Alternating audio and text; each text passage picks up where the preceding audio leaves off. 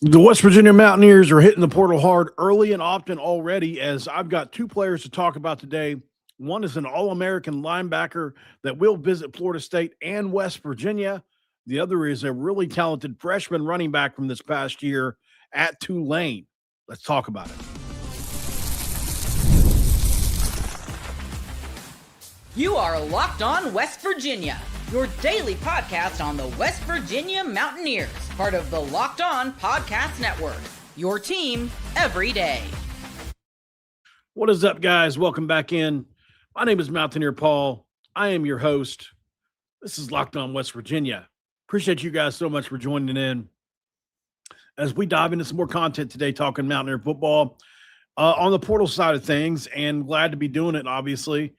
Can't wait for all this to get rolling so we can finally see some of the players we get in here. And guys, we are off to a pretty good start if you ask me. It's my opinion. I don't know if everybody will share my opinion, but hopefully. This episode of Locked On West Virginia is going to be brought to you by our friends at Game Time. Look, download the Game Time app, create an account, and use the code LOCKEDONCollege for $20 off your first purchase. And thanks for making Locked On West Virginia your first listen. And for being a part of the Locked On Podcast Network, where we talk about your team, the Mountaineers, every single day. Paul Colley, thanks for that. I've known that for quite a couple weeks now. Just wasn't allowed to say, but I do appreciate you putting that down in the chat. That is the rumor on the street, but you forget, I mean, I'm not trying to be smart. I'm just saying I work for Locked On, so a lot of our hosts are plugged in. You know what I mean? So yeah, when it comes to what other teams are doing, a lot of times I know more than my own team because a lot of our hosts are like the guy for their team. So anyways, guys, you know, when it comes to West Virginia in this upcoming season, I think a bad word a lot of people will say is Division II or FCS or those kind of things. And while I agree, we can't populate our entire team with this type of players again this year, whether it's JUCO or D2. There are exceptions. This first one is an absolute exception. I don't come across too many Division II players that slack jaw me like Amari Latimer, right? Last year, Sincere Bowers was one that did, but he was JUCO. You know, Will Davis that came in last year, his stats were really impressive, but you know, you could tell on film he was undersized. In this situation, this kid's name is Tristan Exline, and you know, more than likely you haven't heard of where he's played his college ball, but it's Division II. But that's where I guess you would consider negatives end here. This is a monster of an athlete. Who knows how a guy like this gets down Division II? He played linebacker last year at UT Permian Bassin, 6'1", 225, so he's got enough size. I'll tell you what. You know what he reminds me of? I'll make the comparison, and you guys are going to laugh. Jacob Rodriguez. Jacob Rodriguez at Texas Tech, same exact kind of size and the same kind of athleticism. We're going to play the tape for you guys here in just a second, but he is an elite tackler, very elite. He does not miss tackles. I've watched 2 games of his so far, and even though it's at the D2 level, I get that. You have to account for it. He has been elite at that level at tackles. Consistent high-volume production across multiple seasons. And when he triggers, guys, and what I mean by trigger is your explosiveness. Whenever you trigger or whenever you go in to make a tackle, you know, it is extraordinarily impressive. He is an explosive, penetrating, fast. I would say he's at a 4.5 or better level. And, I mean, he is a tackles for loss machine. He forces turnovers, fumbles, interceptions, etc. And, you know, I think this is a guy that there's a reason Florida State's he's visiting Florida State, right? There's a reason he's going to visit West Virginia. He's not talking a group of 5 teams. He's talking straight Power 4 teams, and you're starting with Florida State. That's a pretty good start. So, and he is a dual threat. He can do pass and run defense, absolutely. super high motor. You wait till you see him on special teams. I mean, he absolutely flies down the field. I think he has versatility as a 3-down player. Um, but if you want to play him on just 3rd down, he could be really good there too, as a pass rusher, occasional dropper in coverage, because he's so good at coverage. Like, he reminds me a little bit of Reed Carrico with more speed. Like, if Reed Carrico had about another step or two, this is what he would look like from last year. That's very similar type player. So, here's the thing, guys. As a linebacker, this guy is in the Heisman conversation for Division II, Harlan Hill Trophy. That's how you know somebody is really damn good on defense. I think he's got some leadership qualities. He's got the big C on his jersey. 2-time All-American, guys. I mean, 2-time All-American. The Lone Star Conference Defensive Player of the Year. Really high IQ. He's a quick play. He always knows where the ball's at. And I think upstairs, in my opinion, is where he is best. His gap anticipation, his instinctive decision-making really does result in a ton of game-altering plays for their team. And he is a consistent disruptor of opposing defenses. And I think he is a high upside transfer. He will be visiting West Virginia on the 9th. He'll be visiting Florida State on the 2nd. Hopefully he makes it to West Virginia's visit. I think he will, because the money will be there, and he don't want to pass that up. But, he just entered the portal in December. And like I said, West Virginia, Florida State, etc., ton of teams want him. Started out with group of 5 schools, and now it's up to these Power 4 schools already. Last season, he had 140-plus tackles, 20 tackles for loss, right around 5 or 6 sacks, 2 forced fumbles, and an interception. Do I need to say it again? I mean, what an incredible season for him last year. No wonder he is in the Heisman conversation for Division II. You really just can't get better than those kind of numbers. It's almost impossible. So I think for me, when I look at what kind of player that West Virginia would like to have, so it was 143 tackles, 20 tackles for loss, 6 sacks, 2 forced fumbles, and an interception. Let me say that again. Almost 150 tackles, 20 tackles for loss, 6 sacks, 2 forced fumbles, and an interception. This isn't over the course of 2 seasons. This isn't over the course of 3 seasons, which would be good. It'd still be 50 tackles a year. There's guys that are getting 6-figure paydays for 50 tackles. So if you're going to get a Division II player, get the best one. This is the best one. You can't get better than what this kid just did last year. You really can't. I am so impressed with him. Obviously, this is the best season in program history for the Falcons. They made that run to the Elite Eight. Because of him, their defense was ranked very high in a ton of metrics for Division II. He had an 8-tackle, 1-sack, tackle for loss, interception game. He had consistently 10-plus tackle games in almost every single game. And his strengths are blitz timing, gap shooting, and dropping into coverage, in my opinion, which are basically all that's linebacker in a nutshell. He does need to add 10 or 15 pounds, no doubt about it. I think you get him up to 235 or so just to handle the rigors of the Big 12. If you look at quotes from his coaches and things, Chris McCullough said, Tristan is the heart of our defense. His ability to make plays in crucial moments is unmatched. That's from the postseason. The Defensive Player of the Year award said he was a force to be reckoned with, highlighting his statistical dominance and leadership. Steve Wilfong called him Portal Gold.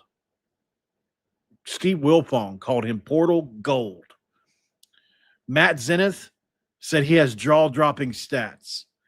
The Midland Report Telegram sports writer Oscar Leroy said Exline's performances elevate the entire team. He's a game changer, one of the best players I've ever seen. High school, Division I, Division II, you name it. That's what people are saying. He is a compact, athletic kid, 6'1", 225. So he's not huge. But like I said, neither is Jacob Rodriguez at Texas Tech. And in order to be able to play the way you need people to play this year, stay on the field for all 3 downs, I think that's a good size. 6'1", 225 is fine for that tweener role these days. You can even play him a little bit at some nickel in some packages if you need him to, because he's capable of covering tight ends and players like that down the field. So, he's got the upper body strength to really be violent with hand technique and also to disengage. And he really uses leverage at the point of attack against guards and tackles well. And, man, what endurance. 80 snaps plus in high-stakes games with no drop-off. He had consistent double-digit outputs in several games. On the hard edge meter, I've got him in an 8.8 speed, a 9.0 in power, an 8.9 in agility, an 8.9 in technique, and an 8.9 in instincts for a total score of 44.5 out of 50. If he were to come to West Virginia, that's the impact. I think it would be elite stuff. Let's go to break and come back and just bask in the glory of this kid's tape, because you're going to be sold as soon as you see it right after the break. This episode of Locked On West Virginia going to be brought to you by our friends, and we love our friends, at Game Time. Right now with Game Time, guys, if you don't know, now you know. Game Time's doing some pretty cool stuff right now, and there's nothing like the college football season. Tailgates, packed stadiums, and being right there in the middle of it all absolutely all matter. The energy, the bands, the moments you remember forever, but actually getting tickets, that's the part that can be frustrating with long queues, logins, and prices that jump up at checkout. That's why Game Time gives the advantage back to the fans. It's the easiest way to unlock amazing college football tickets today and experiences in just a few taps. The app is incredibly easy to use. I went from browsing to buying in just minutes. I love that I was able to see my seat before buying, exactly where I'll be sitting, so I knew what I was getting, etc. And they do have zone deals that stand out too. If you just want to pick a section, let Game Time pick the seat. You can save more money that way. And seeing college football tickets starting as low as $25, it's pretty easy to plan a game day trip, knowing prices include all fees up front, which makes the whole process stress-free. Take the guesswork out of buying college football tickets with Game Time today. Download the Game Time app, create that account, and use code LOCKEDONCollege for $20 off your first purchase where the terms apply. Again, that's LOCKEDONCOLLEGE for $20 off today. And you can download the Game Time app today and answer that question of all questions. What time is it? It's game time. It's segment 2. Let's crack open a do, guys, and jump straight into some tape that I was so happy watching this tape today. Happier than a pig in poop. All right, so turn it on. I had a much longer clip, but I kept having a pop-up that said, whoops, that file's a bit too large. The size limit for video clips is blah, blah, blah, blah, blah. So we're going to have to play a 1 minute and a half version. It's still enough. There's still 7 or 8 plays I think you can watch. We can watch it twice if we have to, but watch for here's what I want you to watch for. I don't mean to keep teasing you for the tape, but I want you to watch for the explosiveness this kid shows on tape. I want you to watch for his trigger, which is whenever he decides to impact somebody, how explosive does that look? When he tackles somebody, does he move backwards or do they? Whenever he's running, is it fluid or is it clunky? Where are his eyes? Can he be manipulated? How does he look in coverage? Does he get beat easily? Do people cross his face fast and he not catch up? Does he have recovery speed? All those type of things. Watch for that, and let's turn on the tape. All-American linebacker Tristan Exline. First thing you see here, great trigger immediately, right? Just immediate stuff. And you see he plays pretty far back, right? Watch this play here in the pass game. Great job flipping his hips around, getting that interception. And watch this spin move he puts on, oh boy. Spin move. Pretty crazy. All right, you see the blitz timing here. Love how he shoots through the gap and makes that tackle. So great. I mean, that's good stuff. Here he's playing way off and then let blitz timing again.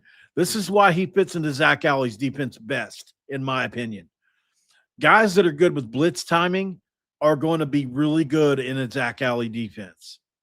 Here he is again, playing in pass coverage, and then he decides I'm gonna slip this block and make the tackle. Look at the speed on the kickoff return. This is probably the most impressive thing. I mean, he beats everybody by 5 or 8 yards. Boom, and lays a hit as a 10. Here he is up here, and he's in coverage again, and then trigger, bam, get down. Off the edge. Look at when he decides, and then the athleticism to shift his weight back and make it come back inside. And did you see what he did on that play? I wish I could pause it. Great tackle there. Watch him here. Watch the speed. Boom. Nice job. And then, playing middle backer here, slips a block and just absolutely crushes that dude too. So, he is so smart, man. So on the one play, did you notice he took the angle to the outside, forced the play back inside, and was able to shift back in and get the tackle himself? But that's what setting the edge is all about. And it wasn't even his edge to set. The edge wasn't there. He outran this is just not something you see every day. He outran the running back, set the edge himself, forced the running back inside, which is where all your help is, and then made the play. These are the kind of things that whenever you're looking at a Division II player and you have to judge him against the talent on the field, which is not going to be close to even high-end FCS talent in some cases. Not that there's not good players on the field for Division II. There are, but there's maybe 1 or 2 every game, right? So for as far as Power 4 goes, they might have been good in high school or something, and they're good in Division II, but there's a big difference. So a guy has to look inordinately just different than everybody else around him. This guy fits that mold. I truly do believe that. So it's of my opinion that West Virginia should make a nice offer here. You don't break the bank for a guy that needs to put on weight. I'm not saying don't pay him fairly. I'm just saying this isn't a guy that I feel like you need to go out and give Jacob Rodriguez kind of money to, just because you still don't know how it's going to translate. But I think he is a low risk, high reward kind of player. And I do think I personally think he's going to translate, but it's so hard to know. Last year, I thought Sincere Bowers was going to be a lot better than he was. Not that he was bad, and they're keeping him from what I understand. So he does hold value, and it was his first year on a really bad team, so I don't want to be too hard on myself. But I did think Sincere Bowers was going to be a bit more impactful than he was, even though he was as impactful as most running backs we had last year. So it's kind of got me hesitant, although we did have guys that, I was right about Ben Bogle, but that's still D1 compared to this. It's tough, man. When you get to evaluating that D2 tape, it can be a little tricky. We'll put the film on one more time. I want to go over a couple other plays real quick. I think there's a lot here to get to. Obviously the trigger, which you see, boom. That when I say trigger, it's when he decides to tackle somebody, how explosive does that look? There's probably better technical terms for it. But, you see him in coverage. He's good in coverage. No linebackers. Very rarely is a linebacker great in coverage, so that's not any knock on him at all. And you can see the blitz timings, which I love, and then shooting through, and nobody is breaking loose from his tackle, which is great, especially at that level. Love that he just drives the guy back right there. Great tackle in the hole. And, this is all his tape study. This is all what he's done coming to fruition on a lot of these blitz timings. This is the play. No, that's the play where he just basically dodges the block. Here's where he outruns everybody on special teams. Guys, I swear he looks at he's running at a 4.5, 4.4 kind of level there. It's hard to say. But I like a lot, man, of what he does. Nice little play there. I mean, just great. So here's the play where he forces him back inside. Look, watch him force that play back inside. That's incredible, man. And that's all speed. And you see it there. Look at that play anticipation. Look how far in the backfield he got. Gosh, that's such a good play there. And then once again, look, he's got the speed, and he didn't force that one back inside, but man, he made the tackle. And he's just such a good athlete. I just don't see a guy like this not making it onto the field for West Virginia if he were to ever come on in. So I would ECU Pride. I would doubt that he's going to visit East Carolina unless things just fall through with Florida State and West Virginia. At this point, see, he's been offered by East Carolina. I have seen that. But at this point, when Power 4 programs are getting involved, it has to be, a situation to where East Carolina, he's going to start or get playing time. And at the Power 4 school, he may be a role player. And he decides, hey, I'm going to bet on myself. I'm going to start and go to East Carolina. But like if it's all even, there's no way East Carolina can punch up with a Florida State or even a West Virginia. So, I don't know. Now, if you're talking about the next player we're going to talk about after the break, West Virginia has also been linked to a running back from Tulane who is really talented. We'll talk about him after the break. This episode of Locked On West Virginia going to be brought to you by our friends at FanDuel. And with FanDuel, guys, right now with FanDuel, if you want to be right in the middle of the action this season, here's what you can do. One big play, suddenly everything feels different. That's what makes live betting with FanDuel so exciting. You're not just watching the game, you're reacting to it in real time. Well, with FanDuel, you can place bets as action unfolds. Every drive, every momentum swing, every highlight moment. Live betting is best when the game starts to shift. Receiver gets hot, defense tightens up, or momentum flips after a turnover. FanDuel lets you jump into the moment. Live spreads and money lines adjust instantly. Player props update as guys heat up. And you can bet the next touchdown scores, drive results, totals, and more. It keeps you locked into every snap, drive, and possibility. So if you want to be right in the middle of the action this season, visit FanDuel.com and place your NFL live bets all season long. Do it today with FanDuel. Where the game moves fast, so can you.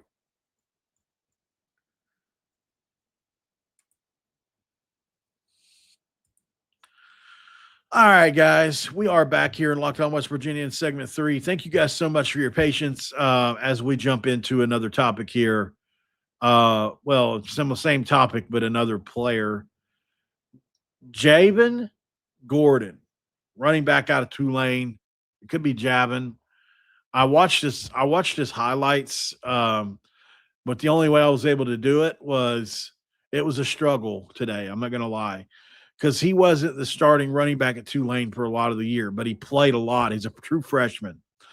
So I had to go to, how on YouTube, ESPN and all them, how those like, it'll be a long highlight reel where you basically see every play, but it's sped up. So that's what I did. And I went and watched about 6 or 7 games. I looked up what his best performances were. And then I just went down the line, best to worst. He had a 3-touchdown game this year that I was really impressed with. He was really good in the goal line situations. So let's just get to the breakdown on this player. He is a powerful, compact running back with excellent contact balance. He has vision that's really good, finding cutback lane in zone schemes, which is why he fits this one so well. He is a one-cut runner. He is very reliable. It was a true freshman in a committee backfield last year at Tulane. And he is a short yardage and goal line monster. Really low center of gravity, and he was able to churn through tackles. I think this is why West Virginia is probably interested in him. He is good in short yardage situations. He does have some bursts through the hole, and he does break arm tackles for extra yards quite a bit. He's tough between the tackles. He does have some versatility with receiving skills as well. His high school's tape is insanity. Over 4,000 yards on that. And there was a reason he went to Tulane. I mean, he was good in high school. And he is patient, man. He is a very, what I would consider for a freshman, he's been developed very well. He is very patient behind his blocks, and he makes decisive moves in open space. There, I got it out. His durability was good this past year. He had a pretty significant workload as a freshman. So he's got resilience. He's got some work ethic, and he was an immediate contributor, so I think he would be a contributor for West Virginia as well. We need a power back with pass protection, and he's got that. He's also pretty good in run game whenever they lead with him. If you watch the game, because Jake Retzloff had one hell of a year running the ball. One hell of a year. I didn't even know till I watched today. Jake Retzloff had multiple games where he had three touchdowns running the ball. I mean, I knew he was mobile-esque, but I mean, he looked pretty damn good out there running the ball. And a lot of the plays, this kid was leading on the edge. Which Rod talks about playing with 11. He would tuck that ball, and they would just kind of, wrap it around the outside, and it would be Gordon leading around that right tackle side and picking somebody up. And he did a pretty good job at that. He really did on a couple of plays. So, I think that's another thing you look at from him is, can you block as a running back? And actually he can. So, he entered the transfer portal on December 22nd. He'll have 3 years of eligibility remaining. He was the 3-star recruit coming out of Stevens County in Georgia, where he rushed for over 4,000 yards. My cat's going crazy, man. He had 53 touchdowns in his prep career, which is pretty damn good too. So he was a really good player in high school. I've said that before. Here's another thing about him that I haven't mentioned yet. Not just very good. In high school, he was elite. Last year, he was very good at catching the ball. It's probably, if you go watch his high school tape, he split out wide as much as he is in the backfield. He was an elite receiver in high school. Probably could have played slot. And he played outside too. In high school, in college, it translates. He is a very good receiver out of the backfield. I think he would be a great third down and short yardage back for West Virginia. My personal opinion is he wouldn't be the starter. I don't think he would come in to start unless he just blew everybody away, which is always possible. I never want to count anybody out. His best game for Tulane last year was 78-yard, 3-touchdown performance, which was pretty good. He wasn't, like I said, he didn't get all their carries. He was a true freshman. He did have a game. One of the games I watched, he fumbled early. They didn't play him a lot the rest of the game. He didn't have a ton of fumbles last year, but he did have 1 or 2. And he averaged 4 yards per carry against the American Conference, which has a ton of really good players, right? He is a powerful presence on the football field. And if you look at on EA Sports College, he's rated as an 83 overall. I'm going to start throwing that into my breakdowns for the portal. I am definitely going to do that. Oh, man. You know what would even be even cooler is if I film myself playing with the player and put it on the show. I should do that. If we get a guy in the portal, I'll play with him on EA Sports College 25 and put that on the show. That's kind of a fun idea. Might actually do that. So, he's got a high ceiling. I think he does. If it were me, depending on what you want to do with him, you either keep him the same or you drop him a few pounds. If you want him to be a quicker one-cut runner, you can do that. But you've got that in Amari Latimer. You've got a lot of what he does well with Amari, but this kid is a really compact tank that would get short yardage, and I like him. I think he'd be a good ad. You know, I don't think West Virginia cares, but like, you know, as somebody who's watching their portal class closely, if I were them, I would start out with a splash if I could. I mean, I don't know how much of this you control, but come January 2nd, if I could get the quarterback or somebody like that or on a day where I sign this kid, I would probably sign somebody else a little flashier because people are going to look at him and be like, he had 500 yards last year at Tulane, wasn't really blowing your doors away, but I really like his game. He runs a 4.66 40, by the way. So he's not a blazer, but he is very elusive. He runs really hard, and I like his game. 8.5 or I'm sorry, 7.5 on the speed. I've got him at a 8.0 on power. I've got him at a 7.8 on agility, 7.9 on technique, and 8.7 on instincts for a total composite score of 39.9 out of 50 is the impact, because I don't think he would start. I think he would get carries, absolutely. But, I don't know personally if I were advising him. The only reason he's hitting the portal is probably for the money. But if I were advising him, I would have probably told him to stay at Tulane another year. But they do have coaching turnover, so maybe not. I don't know. It's tough. I think he could have, he's already pretty well developed, but he could have put it's not a development thing, but I do think he could have put a much better season together, perhaps next year, rather than moving up to the Power 4 this year where you're probably going to be in a rotation. I don't know. Just my opinion on that. But I do like the kid. I think he's a good player.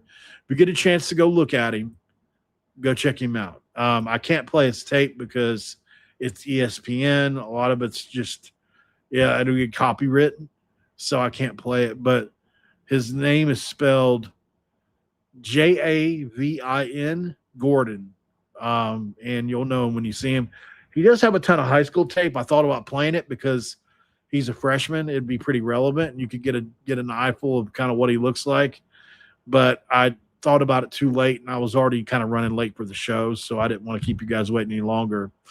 But I do want to go back to Tristan again, Exline. I really want him. I do. I think he would be an immense ad and probably a cheaper option at linebacker than, let's say, if you go get Oklahoma starting linebacker or whoever. So, keep that in mind. And I do think he's a guy that can make, I'm not going to say Jacob Rodriguez, but he's got that kind of potential as an athlete. So you pair him with the Ben Bogle, that'd be pretty damn good run stoppers. So we'll see what happens. That's pretty much all I've got. I've still got to do another video right away after this. Coach, one of the coaches sent me more stuff today about, let me see what he sent me. Let's see. Yeah, he sent me a picture. No, it was a video from working at Hoops. It says West Virginia commits Miles Sadler and Alio Doom went off last week for CIA Bella Vista City Palms Classic. Yeah, they did. So, okay. Yeah, we need to go watch that and watch the film on it. So I think that'll be something we'll do next. We'll give myself a little bit of a break, maybe 20, 30 minutes, and then we'll do that. I spoke to Raven, by the way, John. Somebody in the chat is asking where Raven is, who was a moderator. So they're just having a bunch of stuff go on right now. I don't want to talk about her personal business, but they did get sick. So that has a lot to do with it. And she's got kids. It's Christmas time. I get it. People are busy this time of year. Numbers aren't as big as they usually are this time of year. This time last year, this is no exaggeration. This time last year, right after Rich Rodriguez got hired, I averaged 7,000 people in this chat per episode live. I was talking to 7,000 people when Rich Rod got hired, for about a week. Then it dropped to 5,000. Then it dropped to 3,000.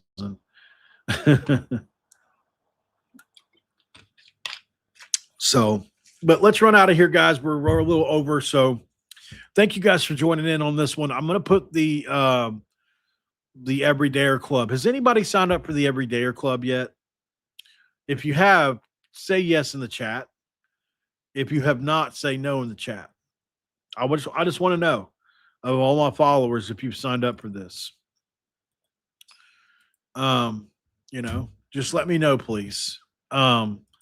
The link is in the chat. It's https://lockedonpodcast.com/Everydayer Club. What do you get with the Everydayer Club? Well, I'm glad you asked. So what you get is you can join our team's community, West Virginia, Locked On West Virginia.